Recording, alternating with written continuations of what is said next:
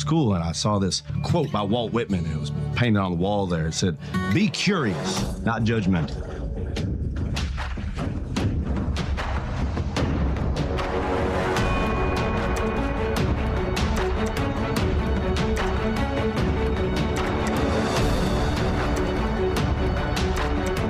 Great moments are born from great opportunity. And that's what you have here tonight, boys. That's what you've earned here tonight.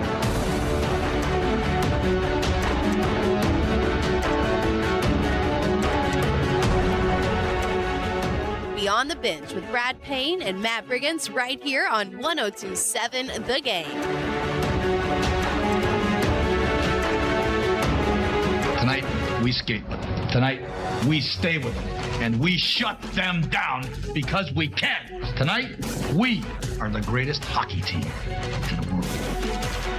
It's Beyond the Bench, 102.7 The Game, brought to you by the Green River Area Federal Credit Union. Vic Evans in the Floor Concept Studio with one of the stars of the show, Brad Payne, right here to my left. And then on the Green River Area Federal Credit Union hotline. We knew it was coming. We knew it was coming. They lose, and all of a sudden he just doesn't show Drops up anymore. Yeah, he's going hiding. Coach Matt Briggins. I guess it's a good thing, Coach Briggins, you didn't sell your safe house. Well, I'm not in my safe house, but, it's probably a good thing I didn't know, that's for sure. But I'm driving back from Cincinnati. I'm about 20 miles outside of Louisville. So I had to did some travel volleyball this weekend with my son. So I'll tell you what. A little recruiting up there in the Cincinnati area, too. Looking for a big man. Dad of the year type stuff. You've traveled a lot. I thought I traveled a lot. You travel a bunch. Yeah, we travel quite a bit for, different events and go see my daughter down in Murray and different things. So, but I keep telling myself this is just a short season and better enjoy it. And, one day I'll miss it. So, well, I've got to ask you before we get to all the sponsors and stuff. I mean, volleyball, Ohio County was in the regional championship last year. How's this team going to be at Ohio County? Is this one of the front runners for a regional volleyball title coming up this spring? We had to replace a few people. I think we're going to be one of the top 2 or 3, definitely. Our coach resigned, Emma Johnson, when she had a work conflict, and so we hiring a new coach, and I'm probably going to help as well, believe it or not. So look out! Well, I mean, you go from being head basketball coach, offensive coordinator on the football team, AD, no, that's coordinator. Now assistant volleyball coach. I mean, you are you are like the Summer Olympics of coaches. Well, you know how Red is at Grayson County. Yes, the oh, God, Red. Bradley. That's who he reminds me of. He looks like him, acts like him. He does it all. He does it all. That's a good one. You got to love it. Hey, make sure you're following 102.7 The Game on all your social media accounts. Also, you can find, Beyond the Bench. It'll be out on the live stream. Of course, we live stream as we're doing this show. Of course, this show will be played. It'll be 4 o'clock on Monday, a special time on Monday, because of NFL and Thunderbolts Live. Yep. So we'll move you guys right into Live at 5. And then if you miss a show, you can always go back and find it wherever you consume your podcast, Spotify, iTunes, iHeart. You can subscribe, like, review, let these guys know what you think. And then so you'll never miss an episode. And I tell you what, your podcast blew up last year. You look at the numbers, I think it was up like 680 new listeners. Yeah, and got to 680% new got to run into Kathy. Yes. Our super fan. She even brought me a Diet Pepsi at the Sports Center. There you go. Oh, my gosh. I mean, that's when you know you're a super fan. That's why I got to shout her out. I mean, she's got my heart there. Like the Diet Pepsi at the Sports Center. She brought it to me. I didn't even have to. Wow. Yeah. That's an absolute star there, Briggins. I mean, you got any women bringing you anything, Briggins? No, not usually. They're usually yelling at me or one of those EPOs is the only thing a woman would bring you. Yeah. So that's pretty much it. There you go. And you did have your 10-game winning streak broke Friday night as me came in. I think it was at Ohio County, wasn't it? Came into Ohio County and picked up a victory to break your 10-game winning streak. And we It was on live, 11 games. 11 games. Well, on Live at 5, we had just talked about, putting you and Catholic right up at the top, right below Davis County and Grayson, and then you go out and you break your 11-game winning streak. Well, so I've been doing this for a long time, Vic, right? 24 years. And so I told my coaching staff before the game, I said, this one scares me. I said, I just don't feel good about it. Here's why. There's a couple reasons why. This is stuff that the public don't really understand. Is that so? Meade played Catholic. And Meade's a solid basketball team. They played terrible. They did. I called that 1-3. game for K News. It's awful. Yeah, hit 1-3. They laid down. Yeah. Just didn't play well. So what usually happens when a pretty good team like that, they're going to come back. They're going to come back strong. Yeah, they're going to bounce back. Yeah, we came off a big win against Muhlenberg County. District win, won by 15, 17 points. And, big district win. Ryan Durham got 1,000 points. We honored him before the Meade County game. It was just a weird game. And I told my guys, I said, we weren't locked in. We were not ready to go. I mean, the Muhlenberg County game was pretty much almost sold out. I mean, it was packed. And then we come in there Friday night, and Meade was hungry. Played a great game, shot lights out. One kid who averages about 2 points a game hit 7 threes against us. Banked one of them.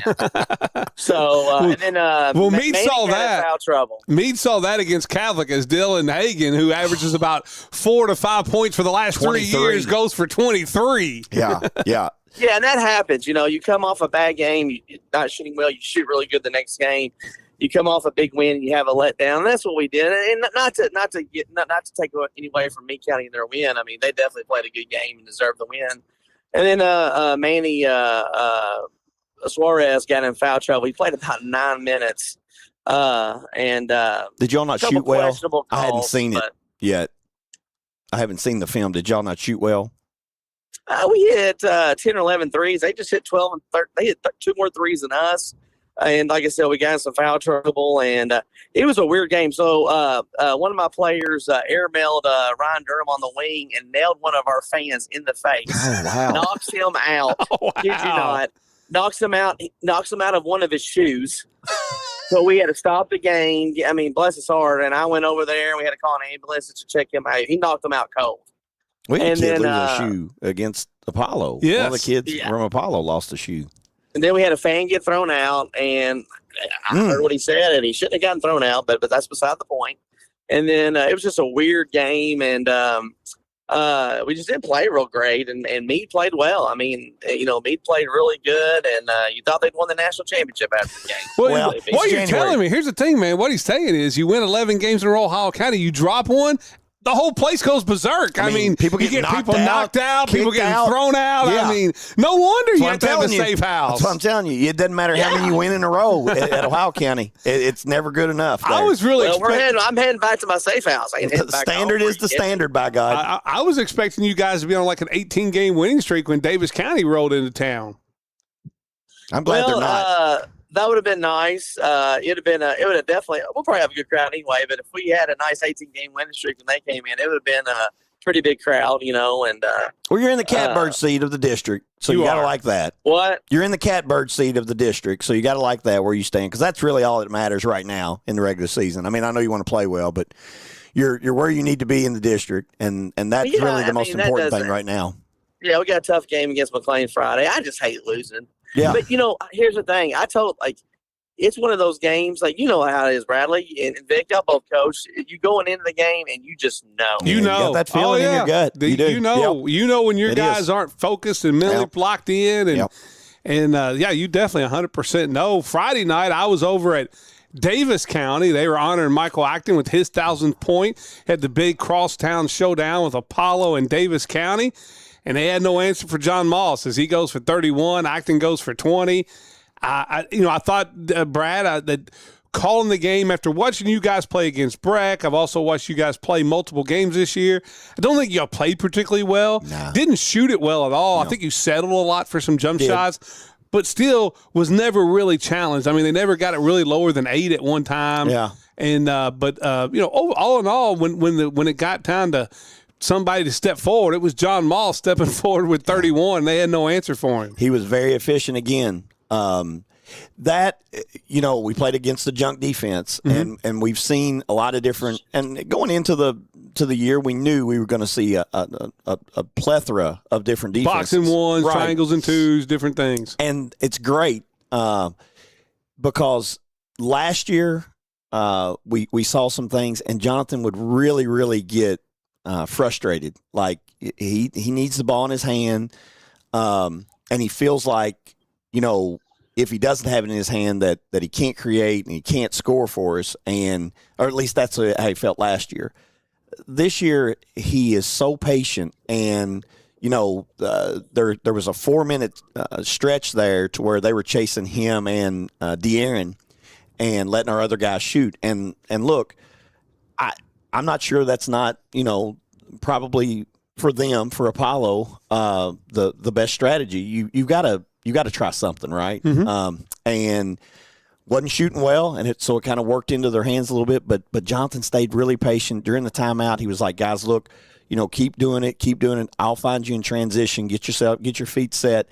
Really great leader. I know we talk about him every week, and I try not to bore people with it, but it's just unbelievable how good he is. No, he's just that good. I've said all along, and I know this is going to sound crazy, but, since I've been watching basketball, I mean, for me, the number one guy since I've been watching Third Region basketball has been Rex Chapman. Absolutely. And it still stays Rex. 100%. And then I'm not so sure the second best guy I've never seen play is Patrick Sparks, and I'm here to tell you that I would put John Moss right there with him, and I know that sounds crazy.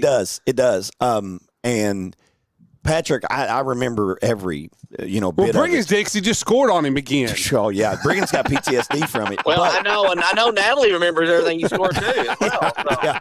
Well, you can try to get personal all you want, but 71, big guy. So you can just head on down 71. Head on down 71 all you want. It's all right. Now, look. Listen, it's funny. You're on Highway 71 and got 71 put on your ass. So it's quite. Oh, 71 was directly on me. Is that what you're trying to say? I don't know. Somebody was trying. Well, nobody was guarding him. I don't guess. You damn sure couldn't.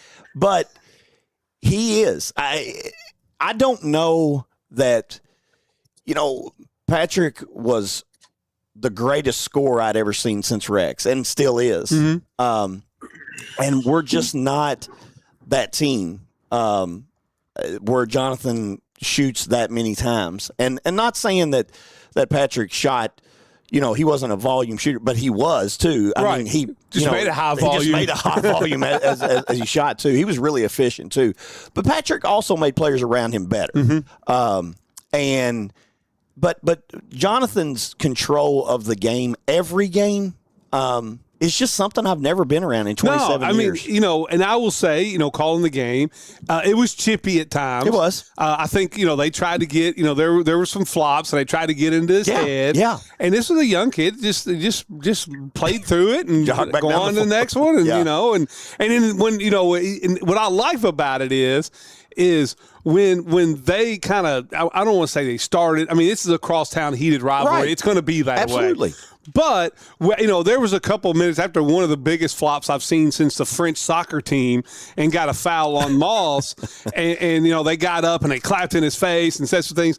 The moment he came down the next time and hit a 3-pointer, he let them know that, but that's what he's supposed to do. Was it a charge call? Yes. It was. Yes. It was like one of those. I'm going to tell you, trying to get open this year. Yeah, this was trying to get open and extending the arm a little bit. And I talked to the officials about it during the timeout, and they said the same thing. They were like, the optics of it, of him extending his arm, is what what makes it. When the guy makes it look like he got sniped from the upper deck, and he literally jumped up in the air and went back. Yeah. Like, that's when you just let it go. It is. You just let it go. I believe the same thing. I'm really proud of John and the whole team for that matter. De'Aaron could have was in foul trouble a lot. Yeah, and he could have gone to the halftime really frustrated. Didn't get a look. Was in foul trouble, hadn't scored at halftime. But it's just that locker room, man, it's a special team. They all know their roles very well, and it doesn't matter. They don't care who scores. They know who the leader of the team is, and we put a lot on Jonathan's shoulders, but it doesn't matter to Jonathan either. If whether he needs to get 31 or 11, it doesn't matter as long as we win. And we're fortunate to come out with the win. I thought we were the better team, just didn't shoot it real well. Yeah. I mean, I will say you leave, Ratcliffe, Lamonte Ratcliffe and Davin Randolph got plenty of open looks. Randolph hit a couple. Yeah. But he, there's been games where he got those open looks and went 6 of 7 or 4 of 6. Right. This one he was around 2 of 8, and it was wide open looks. Ratcliffe, you look at his numbers, they're really good from the 3-point land, but can be a little streaky. Like he can get a guy that can go 6 of 6 and can go 1 of 6, and this was just kind of an off night for him. And we almost took him out because he started hesitating a little bit, and that's not what we want him to do. But he's so darn good defensively that you can't. You have to leave him out there. He's the best on-ball defender in the region, and I'm not sure it's even remotely close. He really frustrated both of their guards a lot. Yeah, he does. And then I think it's good for shooters to learn, and I think Durham's like this a lot too, Coach Briggs. We had a game with Wesleyan. They've got, the Lithuanian Armandas Plantauskas, a really great free 3-point shooter. They're in a war with Northwoods on Saturday, and he just can't get one to go down. He's 0 of 8, 0 of 9, and they're open. These aren't even like tough 3-pointers. These are in the flow of the offense, catch and shoot. This guy's a 38% 3-point shooter, coming off a game where he went 5 of 6 in the second half on Thursday night. But he takes the 10th one in a big spot and knocks it down. Shooters have got to shoot whether they're not going in or not. Is that right, Coach Briggins? Oh, absolutely. That's what we tell our guys. We got a lot of shooters. And, you talk about Ryan Durham. He's one of the most efficient players in the third region as far as his shooting percentage, field goal percentage, free throw percentage. And, eclipsed 1,000 against Muhlenberg, had 35 against them. And so, you're going to have off shooting nights, and with us, we hadn't had like an off shooting night where we had, where we've only had like 2 or 3 threes, but we had a team out shoot us by a couple threes and we didn't shoot particularly well. And, we took an L, and that's going to happen sometimes. But, all our guys, Ryan, Max Hosklaw, Alex Quisenberry, Neil Quisenberry, they're all shooting at a high clip and shooting the ball well from outside for us. Well, just to change gears a little bit, because I know we let you guys talk a lot of other things but basketball, but you had the college football playoff semifinals going on this past Thursday and Friday. Miami pulls out a late victory over Ole Miss in a very entertaining game. And Indiana. One of the best games. It was. I think it was like 5 lead changes in the fourth quarter, back and forth. Indiana absolutely takes Oregon to the woodshed. I mean, if you look at the last 3 games that Indiana's played, Signetti has beaten Ryan Day. He's beaten Alabama and DeBoer, and then he's beaten Oregon and Dan Lanning. I mean, does Miami have a chance come on a week from Monday in the national championship game, guys?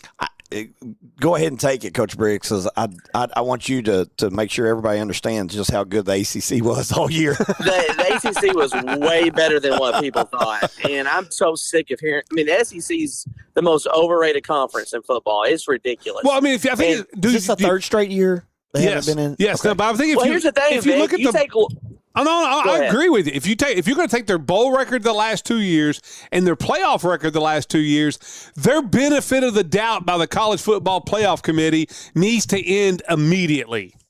No, these preseason rankings need to end immediately. Well, true. That's where it starts. Joke. It is. You take Louisville when they were healthy. See, Louisville got injured, and they had all their bye weeks at the beginning, and they were fully healthy against Miami. And they beat Miami at Miami. Yep. When Louisville was healthy, they were as good as anybody in the country. But these people don't understand that. They got all these people that are just like loving all over the SEC. They're God's gift to football, and I'm so sick of it. They got one bowl win, and the only playoff wins they got were when they were playing each other. Yeah. And somebody had to win. The narrative of Kentucky fans saying, well, what was y'all's record be in the SEC? Shut up, Kentucky. Golly. I mean, just shut up. A good friend at Live at 5, David Clark, he said right there on Friday Night Lights Out last year, he was asking me, I said, if you put Indiana in the SEC, their record wouldn't be. I said, you put Indiana in the SEC, they go 10-2. 11-1, and then they go out and they bomb Alabama. I mean, they're going to win this thing unless. I mean, it is at Miami. It is. I don't think with the ticket sales the way that at it. I mean, I realize that's where they play, but it's not a true home game with the fans, at least. Mm-hmm. But Indiana has traveled really well too. They own the Rose Bowl, and I don't know if you've seen the prices. Yes, to get in ticket for the national championship game in college football. Good time to make some money if you're in Miami right now. Without a doubt, the Indiana fans have absolutely eat it up. One thing that people have and a lot of talk has been on Cignetti on how smart he is and this and that.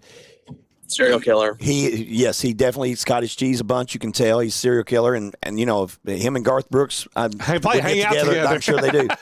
One thing that has gone unnoticed, I don't think it's gone unnoticed if you really look into what his strategy has been to turn this thing around quick.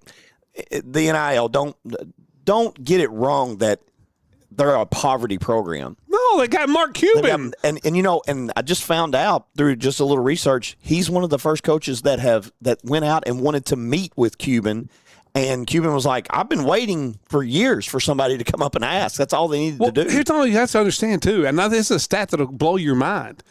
Indiana has the biggest living alumni of any school in the country. Yes. Add that to who he's signing. It's not the 5 stars that everybody wants to ballyhoo over.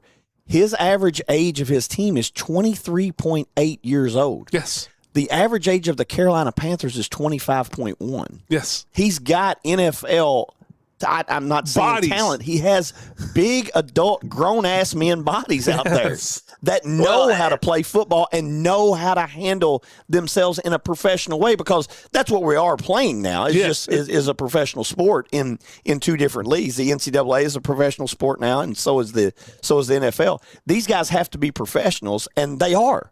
He's recruiting professional kids now instead of freshmen. Well, that's why the portal's so important. And if you look at the portal right now, I mean, Indiana's doing good in the portal. I mean, Louisville's killing in the portal. You got to get those grown men. Yes. And that's why this whole SEC narrative, because they play in Ole Miss and Georgia and LSU, it's over. It's overdone. It's like Clemson. Like Clemson gets ranked high because they're Clemson. Yes. They're in the ACC. Because those days are over, guys. I fell for that too last year. They're over. I thought Clemson had put together I fell for what the media told me to fall for, really. Yeah, well, the parity's there. People say, is Virginia really that good? Virginia was pretty good, guys. They really were. They were. And Louisville was pretty good. Yeah. And Miami was pretty good. I mean, so these teams, Florida State spanked Alabama. I mean, so there's parity in college football. Quit ranking these SEC teams ahead of everybody. Then they beat up on each other. Then they're like, oh, my gosh, I got beat by a number 14 Ole Miss. Well, now more than ever, you're right.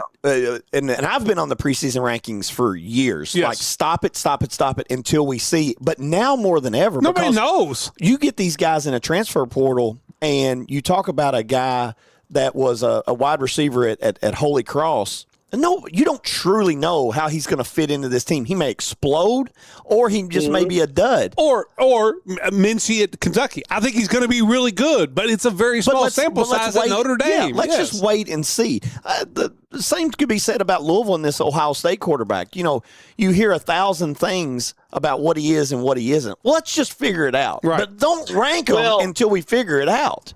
I agree, but let's get some guys that actually watch some freaking film instead of all these guys that just think the football rankings are god awful. Yeah, I'm just going to they are. That. Well, I mean, most of those media guys don't even vote. I mean, it's somebody else voting for them, or they don't watch those games. They're overworking. Yep, agree. Yeah.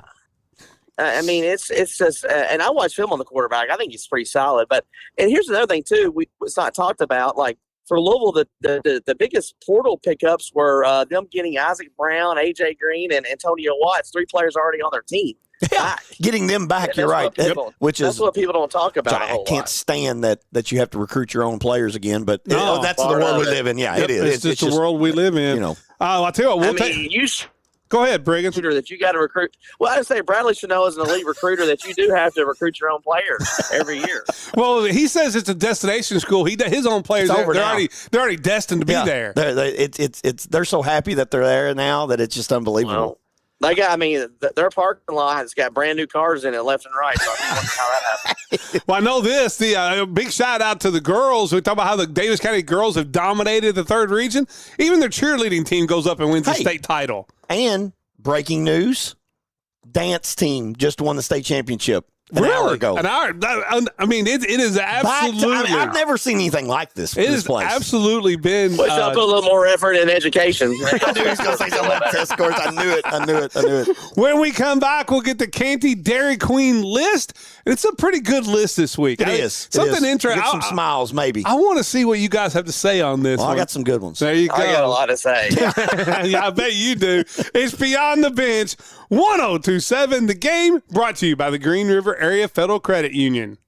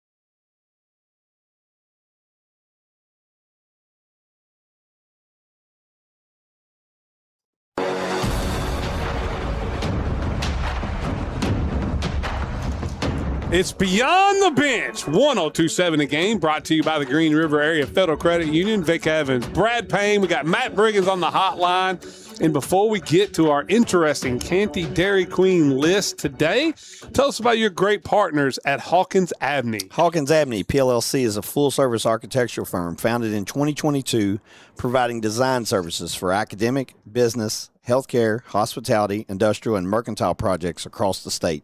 They're located in Beaver Dam, so give Jeremiah or Kyle a call at 363-2235. Without the great partners, we couldn't do what we do. So make sure you go out and when you spend your money, spend it with the people that That's are supporting the high school athletes and local sports in this area. As you still had some NFL action. You had nobody wants to win the Eagles 49ers There's game. fumbling and intercepting themselves to death over there. And your Bills fourth. got a big win today and a great game. Jacksonville's a team. What was so bad about that game is I could see either one of those teams being like the winner getting to the Super Bowl, and the loser was a team that could have got to the Super Bowl too. Agree. But it was a very rough drop when the Bills dropped that game that lowered their seed in the regular season. It worried me because I was thinking that they would be the fifth where the Texans are and get the Ravens Steelers winner. And I thought that's a really nice place for them to be. But getting back, they're going to have to win this thing on the road. But they've got the best quarterback. There's really no excuses at this point. If you can't win it now, and there's no Mahomes, there's no Burrow, Jackson, and no Lamar Jackson. Yeah. I will say this, and I love what Leon Combs done. I don't understand. Nobody hates points more than NFL football Never coaches. seen anything like it. Like if you go kick that field goal when you had the 4th and 1 where and it came down to literally a shin in the first period. Yes. The first quarter. And I understand you were going for the knockout blow, but those points come back to bite you in the rear end. How about a tush push going for 12 yards? Listen, I don't care about the tush push. But I don't know if you saw this, Briggins. It should be illegal for an offensive lineman to pick up a quarterback That's stupid. And carry him in. I don't care if I'm a Bills fan or not. That's illegal. That should be. How do you not throw a flag there? Like, he literally picked up Josh Allen and was off the carrying ground. him. Yes. Yeah, I agree. That is nuts. Let's get to our Canty Dairy Queen list. Don't forget, it's not any Dairy Queen. It's Canty Dairy Queen, New Hartford Road, right out there by Ohio County High School. Big supporters of ours, big supporters of Ohio County. They just had the Canty Dairy Queen Christmas tournament. And they also help us with our Player of the Weeks here at 102.7 The Game. They do a lot. They do a lot. They do tremendous work. Darren Watkins should get Employee of the Year. That sucker's working all the time there. He is. I need to talk to Matthew. I don't know what his pay is, but he's got an NIL deal. Yeah, he's got a nice vehicle. There you go. There he does. Yeah. But our list this week, and I was trying to figure out something cool. So I just thought, we're going to let you talk about your wives and your significant others a little bit. Yeah. How about our top 3 dumbest arguments that we've ever had with our significant other? Now, hopefully they're not watching the show and you figure out that you thought these were arguments that were important to her and you guys thought they were dumb. Yeah. But your top 3. I think that was the reason. Natalie's at practice right now. There you go. Top 3. Well, my wife don't listen to the show. She thinks Bradley's a narcissist. So join the far list. Can't believe she married you and got that. What a woman. We'll start with you, Briggins. Number 3 on your list, dumbest argument you've ever had with, it doesn't have to be your wife now. It could be any significant other you've had, girl. I know you're go ahead and talk about somebody else. How dare you? No, I'm not doing that. Let me set the record straight on a couple of things here first before we go on. One, before I say what I'm getting ready to say in this next point, my wife is for not knowing sports, she is very understanding with all my stuff. She doesn't quite understand why I get so frustrated and love sports so much because she knows nothing about it. But and let me also set the record straight that most fights between a husband and a wife are 99.9% the woman's fault. Wow. There it is. Wow. There it is. Let's just get that. I'm glad he said it. I'm glad he said it because we're all thinking it. Yeah, I mean, everybody else is afraid to say it. I just said it. So well, and I'll add to that 99% of them are stupid arguments too. I would say most of them are. Yeah, it's just one of those. Who usually starts them? Them. Yeah. Y'all's women viewers are just tanking. That's all I know. Not Kathy, by God. No. She agrees with us. There you go. Maybe they can learn something from right. this. Maybe Kathy. We need to get Kathy on here. There you go. Educate the women of America. What's your number 3 before we get shut off? Oh, so we were on, me and her were somewhere on a trip somewhere, and we're at a mall. Okay. We're out of town. We're at a mall. And, so we're going to get something to eat at the food court, right? So I'm standing there. She wants to eat at the same place. Okay. Like she wants to get the food at the same place. Okay. Mm-hmm. I don't know why. Yeah. There's like 14 spots there. Let's just go get what you want. I'll get what I want. But anyway, we'll meet back together and sit down. Yeah, that's beside the point. So we're just standing there, and she's looking at everything, and I'm like, this is about 15 minutes in to us standing there looking at everything. I'm like, are you going to freaking pick a place or not? I was like, this is ridiculous. It's not that hard. And she lost it on me. She just lost it. She said, I can't believe this. You're not understanding. There's so many choices. I'm like, just pick a place. For crying out loud. Chicken. Always pick chicken. Yep. There you go. And this was early on in our marriage, and I'm like, we're never going to a food court ever again. You're not allowed to take her to the Mall of America. Too many choices. No, not going to a food court ever again. Banned. That's great. That's good. That's good. I'm curious to hear some of yours. Let's get your number 3. So mine goes back to the reason. This argument is the reason why we can't coach together. Okay. She had just taken the Davis County job, or maybe it was she had just taken the Apollo job. I think that's what it was. She was just taking the Apollo's girls job from Davis County. Mm-hmm. And I didn't know which way to go on it, whether to stay with Davis County's boys or to go and help her.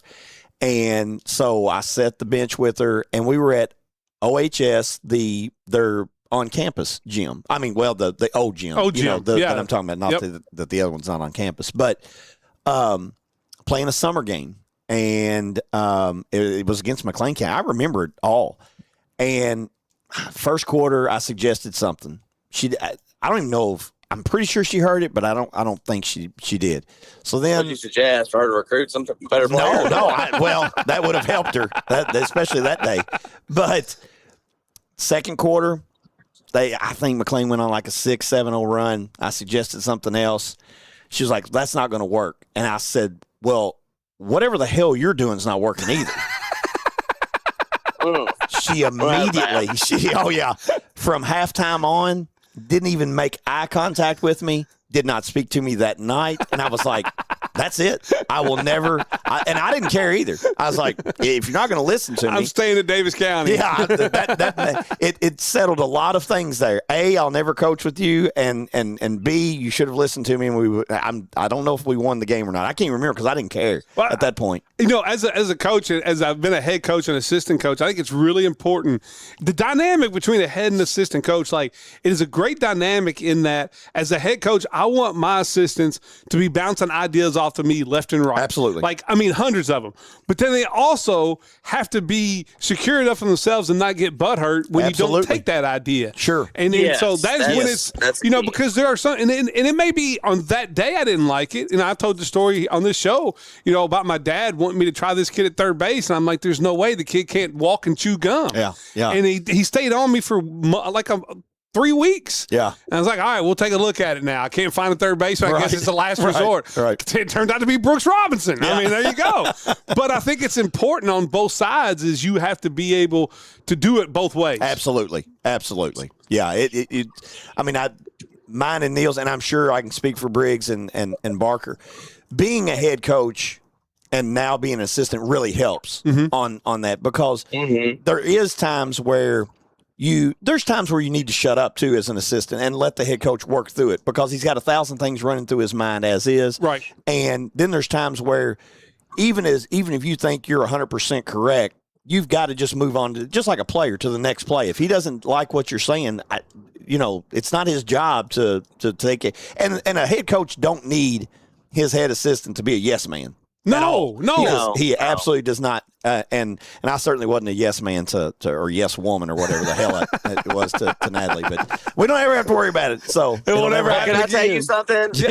Me and Natalie coached together for probably 3 or 4 years. And we never once got an argument. Oh, she talks about how great it was coaching with you. That's some of her best moments. You, Jason, Ron, and Ron. That should have been a reality show within itself. That would have been you crazy. four together. It was wild at times. I can guarantee it. Some of the stories that you could tell are great. I know there's that Netflix show. It was called. I think it was called. What was it? I think it was called like City of Champions or whatever, and it was about Valdosta High School football. Whenever they brought in the guy who had like 2 wives and was trying to go to Alabama. I can't remember his name off the top of my head. But I think a reality show of Ohio County High School basketball would be tremendous on Netflix. I would love it to follow Matt around, to follow him around. And Just to watch the nuclear explosions that go on. I just wish that we had some way to read and telegraph his mind out to people, because what he doesn't say is more entertaining. Yeah, that's what I was saying. What he doesn't say is more entertaining than what he does say. There's no doubt. Let's get to your number 2. Dumbest argument you've had with your significant other, Coach Briggins. Well, this happens quite often, so it's a reoccurring argument that we have. So we're talking about coaching basketball. I'm pretty hard on the kids sometimes, which a good coach would be, right? Yep. You got to hold them accountable. We can't, all give trophies and snacks out and big prizes to everybody and tell everybody how great they are. This is what's wrong with this generation. But anyway, so sometimes I get on my nephews quite a bit. And my wife, when I come home, she goes, you got on Neil or Alex too hard. You just got on too hard. I said, what am I supposed to say? He got out rebounded 3 straight times down the floor. What do you want me to tell him? Great job being soft. Or hey, next time don't throw the ball 4 rows up in the stands. Knock somebody out. Don't knock somebody out. Don't have 4, and that wasn't one of them. But I'm just saying, any players, she gets on me for or be like, yeah, great job not staying in the stands 5 possessions. I said, what do you want me to say? She goes, she says this every time. She knows nothing, not a sports person. She goes, you need to tell him, hey, in this voice is how she does it. Hey, next time, won't you work a little harder? I think you can do better. And do you need a snack? I can see Briggins losing his mind. That probably make you madder than the defense itself or lack thereof. I'm like, golly. I was like, yeah. It goes, I don't understand it. I just don't understand it. So. That's great. I could literally, when she gives that, why don't you tell him this? Yeah. I could just see he needs to bring her in for a halftime talk. Yeah. Yeah. She don't think you should ever get on a key. Encouragement, always. Tell them how great they are. Maybe you ought to bring her in for Beyond the Bench one time, Briggins. Yeah. No. That's no.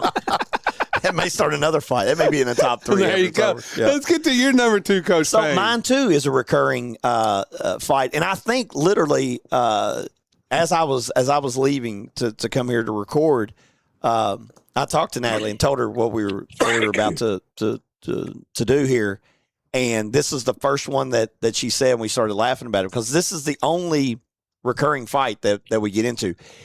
She has a very bad habit of misplacing things. I've never seen a more organized human in my entire life misplace more things. I mean, I'm talking huge things. Car keys, wallets, phones, computers, expensive things. Yes. You shouldn't misplace. She does quite frequently. And it happens with clothes and socks and things like that at the same time. Well, instead of just taking accountability for it, she will blame anyone that she possibly and the can girls. Blame. Oh, Jack. The first person she'll start in on, and I always make fun of her, and this is not true. I'm totally joking. Is she starts in on the boys, and I said, "Well, you're just doing that because they're your stepkids, and you're just treating them like stepkids because there's just no way your biological kids could possibly do anything wrong." And that part will piss her off, right? Well, rightfully so. Yeah, but she'll blame something on Jack, and I'm like, hell, he ain't been home in 2 months. How the hell could he have done it?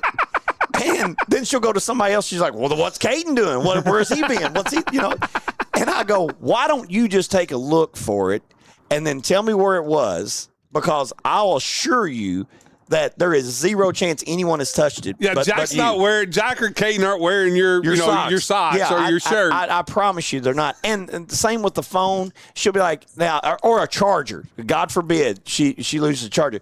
She'll go, does Caden have it upstairs in his room? I go, have you checked your girl's room to check first to see where that is? And she'll even try to blame me. And I go, I ain't got a damn iPhone. I don't need it.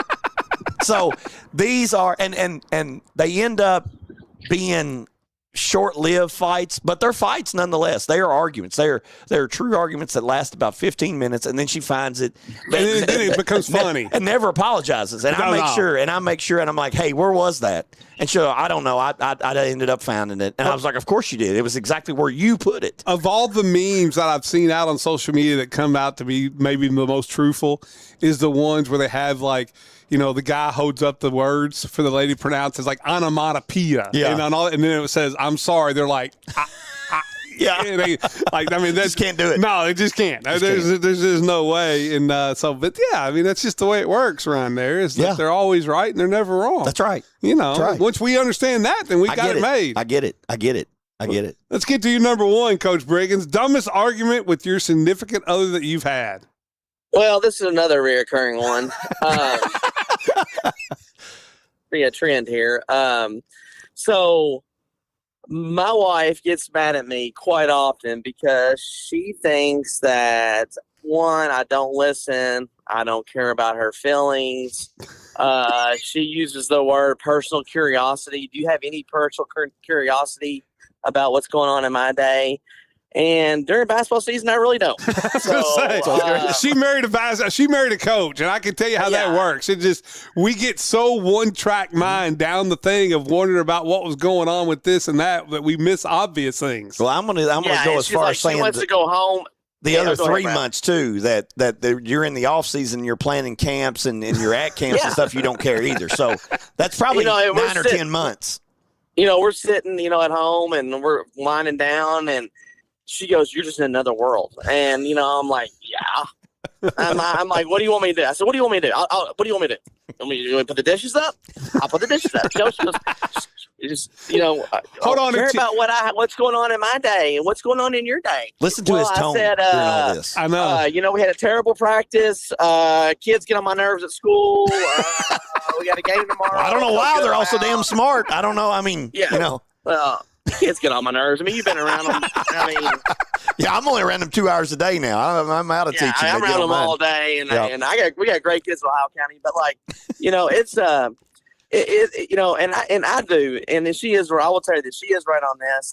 I as husbands, we've got to just learn to put everything in the back of our mind of our day and listen to our wives, because that's what a lot of them just want. They just want to be heard and listened to and not to fix our problems. And that's what I do. That's the next thing I do wrong. She tells me a problem. I'm like, well, that's pretty easy. Just do this and this and this. And it'll be better. And that ticks her off. She don't need the suggestion. No. I stay in the doghouse quite often, but sometimes it's not bad in the doghouse, It's not. Go over with your safe house. Sometimes it's a nice isolation to be in. That's the biggest thing. She's got one safe house where she don't know where it's at. There you go. That's the biggest thing for coaches, I think, is to learn to balance that where, for even if it's just for 45 minutes, to be able to come home and leave it on the doorstep. Leave it there and then go back to it when they go to bed and you want to stay up later or whatever. Yeah. And then it's tough to do. It's a very tough balancing act, and we've all failed at it. If you've been a coach, you failed. You failed at it. I guarantee you. We've had or you're just not a very good coach. Yeah. Well, there were days, plenty of them, 5 years in a row to where I didn't win a lot of district games. So my Friday nights, and Natalie didn't have the best team either. We could come home and, I mean, if a fork fell the wrong way, it could be Armageddon at the house. It was a lot of tension in the last house year. You there. didn't show up at the Paint House on Friday night because there's a party going on. I can promise you that. Let's get to your number one. NIL. NIL saved their marriage. Jesus Christ. So, let's get to your number one. This one is by far the dumbest and 1,000% her fault, and I may never forgive her for it because she ruined a good 3-4 hours of my Christmas in doing this. We're putting together a kitchenette, for the girls. Yes, kitchenette. Kids, yes. Oh, that sounds miserable. And it was. And here's kind of the rule that I've made, and this is very, very, very rough. And you're talking about this is right up the narcissistic alley. I have told her that I don't have the patience for reading and then putting it together and all those little part A going into part B. I can't stand it. Part of it is because I don't know. I agree. Part of it is because I don't know how to do it, so I get defensive immediately. Right, I'm mechanical. Yes, and she's actually pretty good. She's really patient at that stuff. So she wants me to get involved, and I've told her. I said I'll do what you tell me to do, and that's it. That I'm not going to read forward. I'm not going to tell you anything. You just tell me what to hold or what to screw in here, and I'll do it. It didn't. The roles reversed, and she had me as project manager. Wow! And I ended up, putting a door inside out. this and that. And Your she's like, kitchenette turned into a Batmobile. oh, it was awful. She was like, you've ruined this whole thing. And I said, this is exactly what I'm talking about right here. This is exactly why I don't do this kind of crap, is because I can't. And you're not making it any better. I was like, you're the one that should have done this. We went 3 hours. I'm talking, this is Christmas Eve, supposed to be one of the greatest nights of family. We go from 8 p.m. to almost 11 p.m. I mean, nothing. We would eat fried bologna sandwiches together, sit down, listen to Christmas music together. Nothing. I mean, nothing. And I'm like, man, I'm just going to have to swallow my pride here. I can't ruin this whole Christmas break. We don't have but a couple of days left. We got games and stuff coming up. So it was funny. We ended up laughing about it. But, man, for those 3 hours, I was ready to I was pretty mad. For me, I will give you one that Don and I always, this, and it's the dumbest thing. All right. And I mean, listen, I'm tough to live with. Yeah, right? right. I'll be the honest. We all are. I mean, we all are. I get it. I'm not. I think I'm very easy. No, to live oh, with. God, I promise you're the worst. But when we travel, okay, like, and normally the way we do this is like when we leave early, she'll drive until a certain time, and then I love to drive at night. Yeah. Like I could drive through the night all night long. Yep. That's your first mistake, Vic, letting her drive. Oh, I know that. Yeah, I mean, just but death. like her idea of direction, like she is so directionally challenged. Ooh. Like I'm just saying, like even to like go, like let's say we're going to Florida, you got to go to Nashville first. Hey, get on the Natcher and you go to 65 South, the Bowling Green. Don't tell me 65 South. I don't know north or south. It's a road. There's big signs that say 65 South, the Bowling Green. Like, that drives me nuts. And it always ends up in a fight where it ends up being like for like 4 hours in the car where nobody will talk to each other. You know, that's a rough place to have one. It is. Is a car because you ain't going nowhere. No, and you look out the other side of the window and push their asses out. That's the only thing. But I mean, you get to Nashville, like, hey, you want to go to I-24 west to Memphis until you hit 71 to Atlanta, whatever. Like, there's big signs. Like, you know, right. Tell me where to turn. There's a big sign. I don't have to be paying attention the whole way. It turns into a monster argument all the time. Yeah. I mean, listen, she knows everything about cars, plumbing. Like, she is the mechanical person. Right. So directionally challenged. Like I tell her all the time here in Owensboro, like go north. Well, just figure out where the river is in Owensboro, and that's where north is. Like, you can kind of figure out anywhere in Owensboro where the river is. By going by the river, that's right. There you go. But those are our dumbest arguments that we have with our significant others. When we come back, we'll get these guys what they think about Monday Night Football playoff game. It's a good one. Yep. You got the Steelers hosting the Chargers, and then also they'll pick their winners for college football. That's San Fran about to win, it looks like. Oh, it's Beyond the Bench. 1027 The Game, brought to you by the Green River Area Federal Credit Union.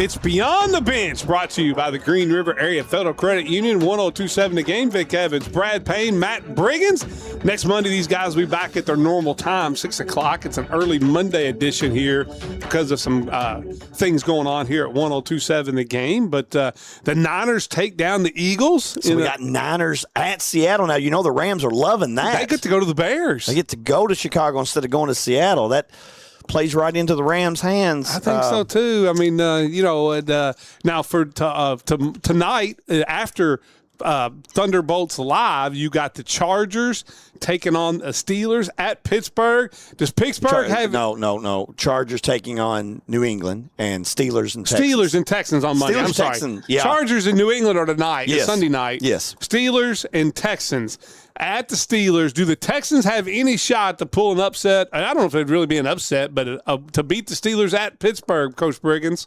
Houston's favored 3. Yeah, I mean, Houston is favored 3, and I think it's going to be a good game. I think Pittsburgh's going to pull it out. I just have a feeling. It's one of those feelings that Pittsburgh's going to win, and Aaron Rodgers finds a way.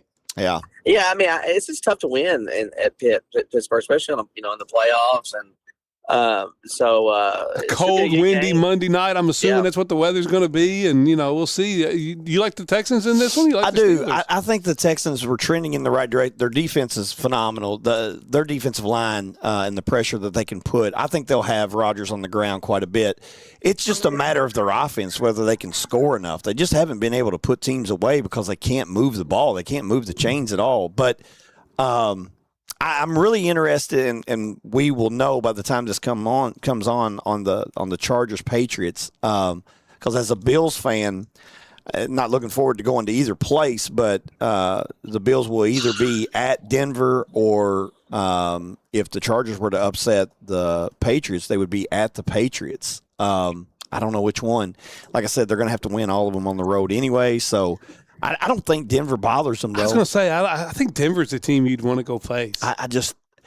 They're not a great number 1 seed, in my opinion. And like I said, they've got the best quarterback. They may not have the best players, but their pass defense has gone well. I've said this the whole year that if the Bills can get ahead and get you passing, they're going to win more games than they're going to lose.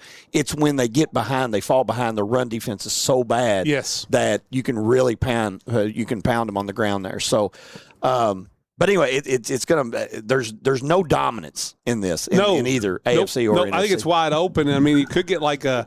I'm curious. You know what I want to see have happen is what would happen if the AFC and NFC championship games were both played in LA with the Rams and the Chargers. Wow. Like, how would you do that? Because they played the same time. Would you have to, clear out the stadium and bring a new crowd in? They're both their home. L.A. Chargers, L.A. Rams. I have not even considered that. Yes, there's a path where they could both be hosting the AFC-NFC championship game on the same day at the same stadium. Wow. How would you paint the stadium? You'd have to move. They'd have to change the schedule around. They couldn't do it on the same day. Something would happen. Yeah, you just couldn't clear out. And you couldn't give them dual – a dual ticket. That would be absolutely parking would be atrocious. You couldn't. Yeah, you'd have to have separate days. I call the Sports Center. They know how to do it. There you go. Oh yeah, I got it. Yeah. Here's my good question, right? Coach Briggins. Does Coach LaFleur, does he make it in Green Bay when this airs on Monday night? Is he still the coach of the Green Bay Packers? Probably not, but should he be? Yes. I mean, I think we got too quick of a trigger on coaches these days. Yeah. Who are you going to get? John Harbaugh. I would, Harbaugh's done real well with Lamar. Hasn't won a Super Bowl yet. He's got to take his time on making a decision because there's going to be a couple jobs open up. Maybe Philly now. Here's my question, though. If he can't win it with Lamar, who says he's going to win it with a worse quarterback? Mm-hmm. He had Joe Flacco when he won it. He did. I'll say this. If I'm Tom Brady, I offer Cignetti $20 million to be the coach of the Raiders with Mendoza. We'll see you next week. Beyond the Bench. Is 1027 The Game. Barbecue sauce.